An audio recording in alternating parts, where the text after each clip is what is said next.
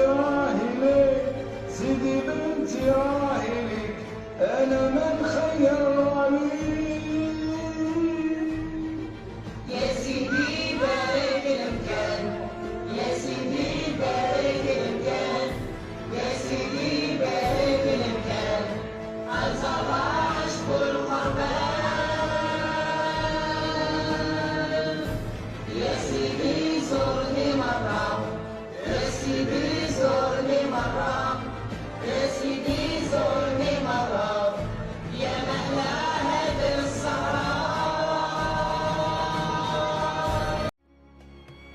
Bonjour à tous et bienvenue pour cette nouvelle vidéo mythologique. Aujourd'hui, nous allons partir en Afrique du Nord à la découverte de la mythologie berbère et plus précisément du dieu principal du panthéon des Amazirs, à savoir le dieu de la pluie, le dieu Anzar.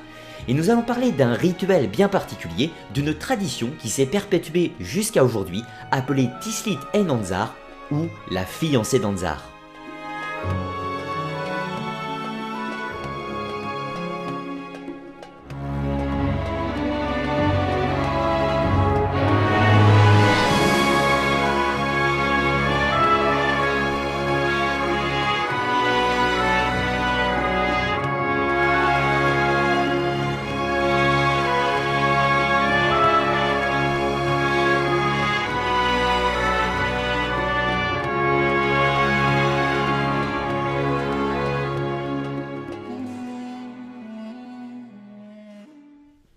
Dans les temps anciens, vivait un dieu du nom d'Anzar. Il était le maître de la pluie sur la terre d'Afrique et cherchait une jeune fille d'une grande beauté à épouser.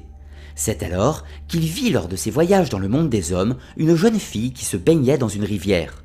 Elle brillait d'une lumière étincelante avec des reflets d'argent et il comprit alors que c'était la lune qui se reflétait dans la rivière. Le dieu de la pluie s'approcha d'elle sur la terre pour lui parler, mais elle prit peur. Alors, le grand dieu prit ses distances pour ne pas l'effrayer. Néanmoins, il la croisait chaque soir maintenant et son désir de lui parler était de plus en plus grand. C'est ainsi qu'un jour, il finit par l'aborder en ces mots. « Tel l'éclair, j'ai fendu l'immensité du ciel. Ô toi, étoile plus brillante que les autres, donne-moi donc le trésor qui est tien, sinon je te priverai de cette eau. » La jeune fille répondit « Je t'en supplie, maître des eaux, au front couronné de corail. Je le sais, nous sommes faits l'un pour l'autre, mais l'heure n'est pas venue encore. » Pris de colère, le dieu de la pluie exécuta ses menaces. Il utilisa son pouvoir pour faire disparaître la rivière et le dieu disparut dans la nuit. La jeune fille poussa alors un hurlement et s'écroula en larmes de désespoir. Ensuite, elle se dépouilla de ses vêtements de soie et resta nue dans le lit de la rivière. Ensuite, elle se tourna vers le ciel et lança une invocation. « Ô Anzar, ô toi floraison des prairies, laisse à nouveau couler la rivière et viens prendre ta revanche. » Dans l'instant qui suivit, le maître de la pluie réapparut sous la forme d'un éclair d'eau se déchaînant dans le lit de la rivière et enserra la jeune fille. C'est ainsi que l'union du dieu du ciel avec la déesse de la lune déclencha les pluies sur la terre et la nature put croître de la semence des dieux. Anzar est le dieu principal du panthéon des Berbères, mais néanmoins, la mythologie des Amazirs souffre d'un problème, qui est le manque de sources. Tout ce que l'on connaît ou qui nous est parvenu de la tradition berbère provient en réalité des auteurs grecs, notamment via Hérodote, ce qui fait que les Grecs ont attribué des noms de chez eux à des divinités du nord de l'Afrique. C'est ainsi que le dieu Anzar sera mieux connu sous le nom de Poséidon. Vous aurez, j'imagine, bien compris la symbolique de la légende du dieu Anzar et de sa fiancée. C'est une symbolique de la renaissance de la terre et de l'union du dieu masculin et du dieu féminin. Or, les gens de cette époque, les anciens berbères, pratiquaient un rituel de fertilité afin de faire pleuvoir le ciel. Ainsi, les anciens berbères exécutaient un rituel depuis les temps les plus anciens, appelé Tislit en Anzar, afin de faire venir la pluie. Je vais vous raconter les grandes lignes de ce rituel et les phrases d'incantation qui nous sont parvenues aujourd'hui, grâce à la tradition orale, car ces rites de la fiancée d'Anzar sont toujours pratiqués actuellement en Kabylie. Le rituel d'Anzar était pratiqué depuis la plus haute antiquité par les peuples berbères de Kabylie, et cette tradition s'est maintenue jusqu'à nos jours. C'est l'un des derniers vestiges de la religion berbère d'avant la conquête carthaginoise, romaine et arabe. La date de la fête de la fiancée d'Anzar est alors choisie par les anciens du village. Lors du jour de célébration, toutes les femmes, jeunes et vieilles, accompagnées des jeunes garçons, se réunissent afin de prononcer les incantations rituelles. Anzar, Anzar, ô roi, fais cesser la sécheresse et que le blé mûrisse sur la montagne comme aussi dans la plaine. On choisissait alors la plus belle jeune fille, on lui plaçait une couronne sur la tête et plusieurs ornements et elle devenait ainsi symboliquement la fiancée d'Anzar. La jeune fille, après les abductions rituelles effectuées par les matrones du clan, était pourvue d'une louche à Genja dans sa main. Ensuite, la fiancée d'Anzar devait prononcer ces phrases. Ô Anzar, la louche est sèche, toute verdure a disparu, le vieillard est voûté par les ans, la tombe l'appelle à elle. Mon ventre est stérile et ne connaît pas de progéniture, ta fiancée t'implore, ô Anzar, car elle te désire. La jeune fille effectue alors une procession sur les terres du clan et les alentours en répétant les phrases rituelles. Lors de cette procession, elle était suivie par un cortège d'habitants. Passant devant chaque maison, le cortège grandit et les nouveaux arrivants prononcent ces phrases. Anzar, Anzar, ô roi, fais cesser la sécheresse et que le blé mûrisse sur la montagne comme aussi dans la plaine. Ce sera également de nombreuses offrandes qui seront offertes aux divinités sur le trajet de la procession, de la viande, des fruits, de la semoule, du sel et même de l'alcool. Le voyage se termine au sanctuaire de la divinité où le banquet est célébré en l'honneur de la déité de la pluie. Ensuite, tous les ustensiles sont lavés et l'eau est jetée dans le fossé d'écoulement des eaux usées. Par la suite, la jeune fille fait 7 fois le tour du sanctuaire, tenant la louche dans sa main, de façon à avoir la tête de cette louche en avant comme si elle demandait de l'eau, tout en prononçant cette phrase. Je regarde la terre, la face est dure et sèche, pas une goutte d'eau dans le ruisseau. L'abrisseau des vergers s'étiole.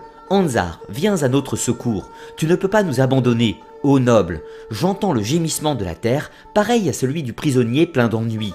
Pas une goutte ne suinte des outres, le limon est rempli de crevasses. Je me plie à ta volonté, ô Anzar, car devant toi, je ne suis rien. L'étang se vide et s'évapore, il devient le tombeau des poissons. Le berger reste tout triste maintenant que l'herbe est flétrie. Le filet à fourrage est vide, il a faim, il m'étreint comme le ferait une hydre. Ensuite, les femmes du village entonnent un chant rituel. Ô Anzar, au cœur généreux, le fleuve n'est plus que sable desséché. La clé, c'est toi qui la possèdes. De grâce, libère la source. La terre agonise, injecte son sang jusqu'en ses racines. Ô roi, ô Anzar, notre mère, la terre est sans force. Elle patiente, elle compte sur toi comme elle a accepté de toi le manque de nourriture. Remplis la rivière de ta sueur et la vie triomphera de la mort. Ô Anzar, ô puissant, toi qui donnes la vie aux hommes, délivre-les de leurs liens. Toi le remède des blessures, la terre attend, livrée comme une jument, tout à la joie de ta venue. Ô Anzar, fils du géant, toi qui vis parmi les étoiles, notre gratitude te sera acquise évidemment si tu nous donnes de l'eau.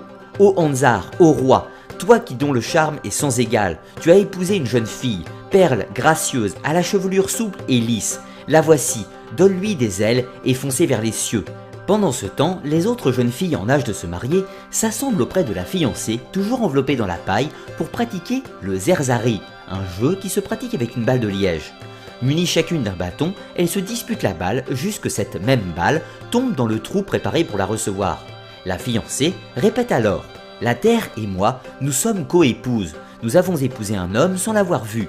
Nous ne sommes ni infirmes, ni stériles, mais la clé est bloquée dans la serrure. Nos seins ne donnent pas de lait, comment du reste le pourrait-il » Lorsque la balle entre dans le trou, elle dit « Je tends la main devant moi, je ne trouve que le vide. Ma main cherche derrière moi et ne trouve que moi-même.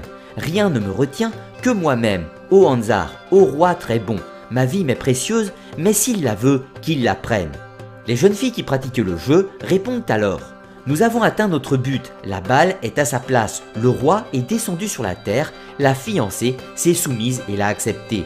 Ô roi, donne-nous de la pluie, tu le vois, notre terre est assoiffée, alors elle nous donnera bonne récolte, comme vous-même avez donné progéniture. » La cérémonie une fois terminée, toutes les femmes retournent chez elles avant le coucher du soleil, avec l'assurance que la pluie ne tarderait pas à tomber dans quelques jours après la procession.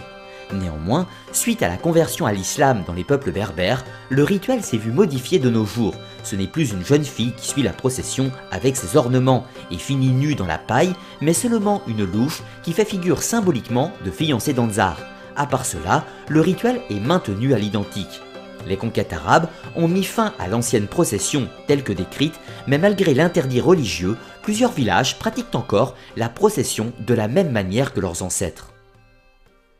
J'espère que cette vidéo vous aura plu et comme d'habitude, pensez à la liker, la commenter et la partager. Pour ceux qui le souhaitent, vous pouvez également me rejoindre sur le site Tipeee, un site de financement participatif afin d'encourager mon travail. Dans tous les cas, je vous dis à très bientôt pour de nouvelles émissions Histoire, Archéologie et Mythologie sur la chaîne Arcana. À très bientôt.